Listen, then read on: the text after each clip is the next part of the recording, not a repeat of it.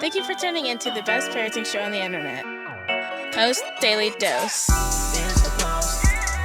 Here's the post. Here's the post. The Post Daily Dose. Here's the post. Here's the post. Here's the post. The Post Daily Dose. Here's the post. Here's the post.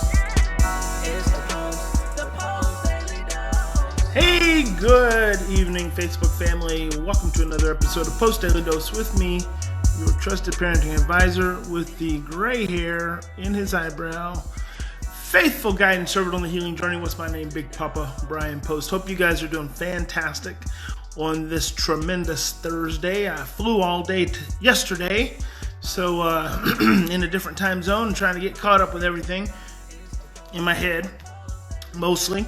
So I wanted to hop on here and chop it up with you guys just a little bit. Recently had a mom reach out regarding her new adopted child who's 3 years old. And it's a family kinship placement. And it I don't always get to work with young children. This is a 3-year-old. Usually the children I work with come in, I've worked with some 3-year-olds, but usually it's 5 years old and up. And it reminded me of a conversation. Hello there, Mimi. It reminded me of a conversation I had once with with Marty Glenn on a podcast that I was doing before a podcast even became popular. And we might have those recordings somewhere on Post+Institute.com. I'm not sure, but I did a whole series and can't even remember what the title of the show was, where I interviewed all these different experts and I'd hop on, and this whole kind of podcast platform before there was ever even a podcast.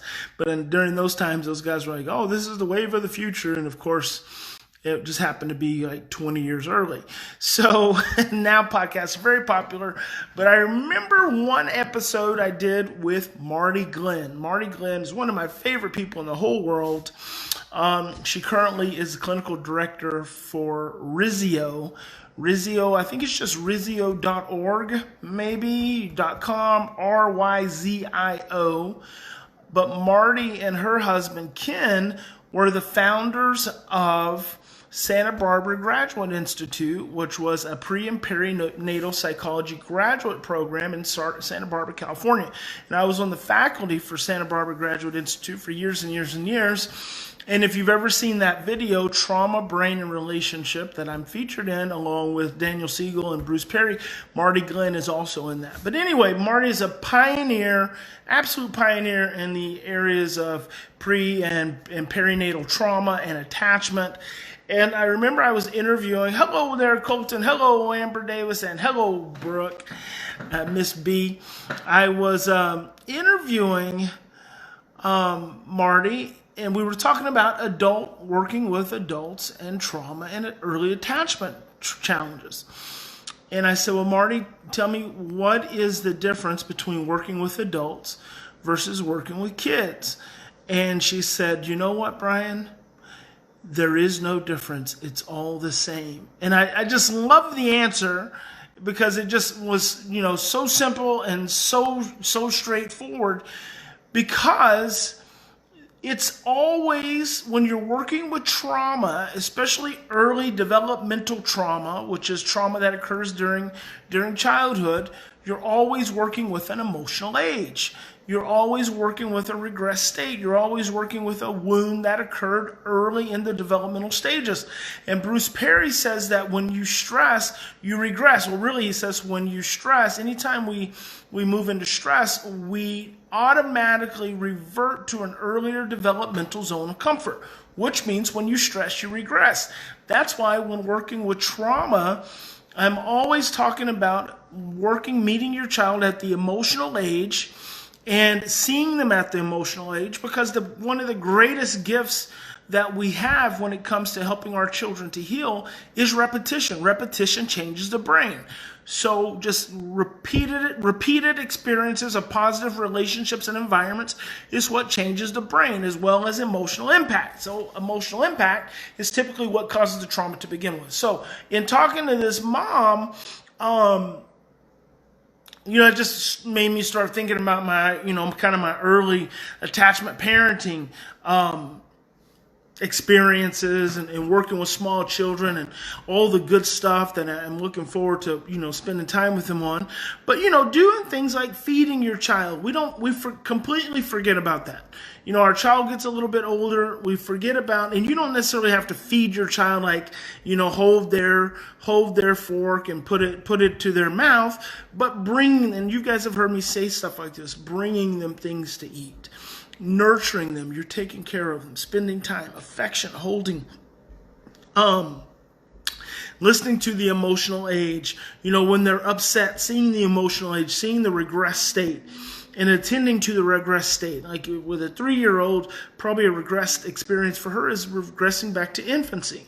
Well, we don't always see that. In fact, I was having a conversation with this mom, and she was talking about, in daycare, the little girl had gotten upset with another friend, and then when it was time to go, she didn't want to get in the car seat, and so it's just like this screaming tantrum she had. Mom was really trying to understand, and I said, number one, anytime you're interacting with other peers, it's stressful. So that is enough. That rejection from her peers is enough to make her upset. It's enough to stress her out. And then number two, there's the transition of going from school to going to the car seat.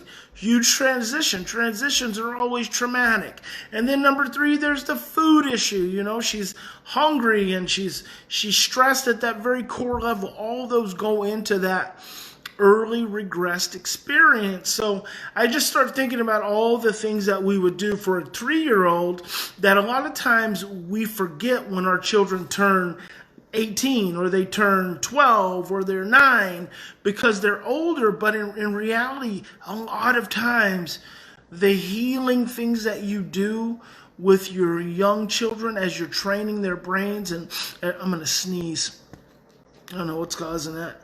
As you're teaching them are the same things you do with your younger wounded children. Here it comes. Woo! Bless me. God, I feel much better. So that's just something that I was thinking about. As you're in your day-to-day struggles, I know how difficult it can be because stress gives us an invitation. It gives us an emotional invitation to an earlier stressed out place within ourselves. And so it is not uncommon, it's actually more common than not, that when our children stress, guess what? We stress. When we stress, we regress. When we regress, we act out from earlier developmental stages. So it is not uncommon that when your child is stressed out and acting like a, thank you so much there, Amber Davis, and thank you, Gareth. Thank you, Angela. All the blessings. I love the blessings. I need to just walk around and sneeze more often. Just get blessed, and more blessings. We all need more blessings. Bless all of you as well. Thank you very much. So it is not uncommon that when your child stresses and then regresses, they create this window, this emotional invitation is what I call it, which really is just a signal that their brain sends to your child's brain sends to your brain, and it's an invitation for you to regress. And when you regress, guess what? You a lot of times regress to an earlier, hopefully not a 2-year-old stage sometimes, but you regress to an adolescent stage maybe.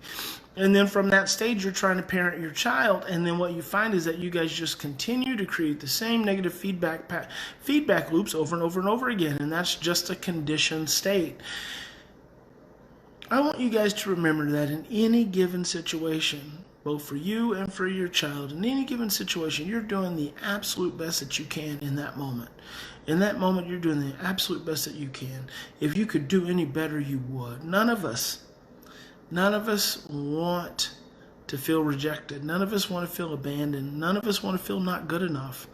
Because at the end of the day and at the bottom of it all is the drive for relationship.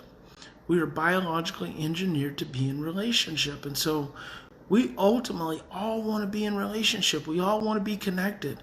We all want to feel good with the people who love us. We don't want to feel bad. Nobody wants to feel bad. Even if it looks like it and they talk like it and they say it and they behave in a certain way, nobody really wants to feel that way. We're just doing the best we can in the moment that we're in the midst of it.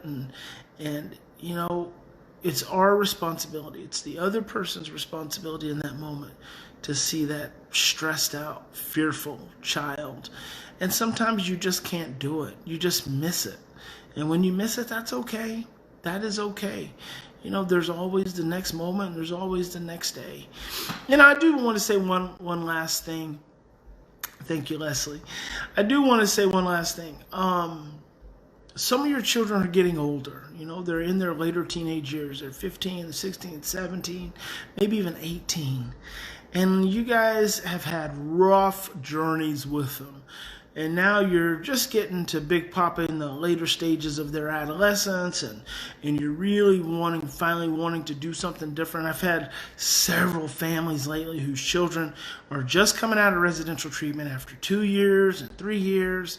And I'm like, oh my goodness, because 9 times out of 10, nothing's changed for the child. And so it's like this huge setup for the child and this huge setup for the family. And, parents want to do the right thing. You want to do better. You carry this unconscious guilt and shame about the child having to be in residential anyway. And so, the child carries this unconscious feeling of rejection and not good enough by having been sent away. And so everyone feels not good. In order to do something different. Now, John gonna call me right in the middle of my daily dose, and he just popped on here and knew that I was on it. Now, I wonder why he'd do that. In order to do something different, we've just got to slow down. We've got to slow down and realize that none of us are perfect. We all mess up, and we're all gonna mess up, and it's just... Sometimes you just have to honor the fear. And sometimes you just have to honor the fact that, look, this is going to be rough and we're going to screw up and you're not going to like me and I'm not going to like you. But you know what? Underneath it all is love, and we're going to get through it. Tomorrow is a new day, and we're just going to keep doing this thing, this little dance, until we figure it out. And just the fact that you guys keep showing up speaks to your awesomeness. It speaks to your power. It speaks to your amazing ability to look through all the craziness of fear and anxiety and confusion and control in our world and seek to find something different so you can be someone different in your relationship with your child. And I commend you for that. It is the most admirable, honorable thing ever in this crazy world that we live in, because it is indeed a crazy one. So that's all. Enough of my ranting for today. I hope you guys have a fantastic... Hey, Jason Shackelford, thanks for dropping those 50 stars on me, brother. And Gareth, you're absolutely right. RTC is oftentimes the road to prison, but we want to be the light in the middle of that dark path and hopefully shine a light on a new path. That is our hope and our calling and our passion for many of us in many instances. So remember, in any given situation, you always have two choices. You can continue to react from the same blueprints of stress, fear, and overwhelm, or you can stop, slow down, take 3 to 10 deep breaths, and choose love. And I hope you choose love in every possible situation, and the ones that you can't, the ones that fear just runs away, hey, forgive yourself. It's okay.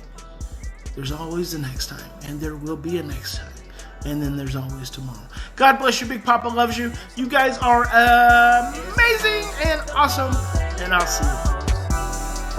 Join us live on weekdays at 6:30 Central Time on Facebook at the Post+Institute. Don't forget to get your copy of Brian's best-selling book, From Fear to Love, on promotion.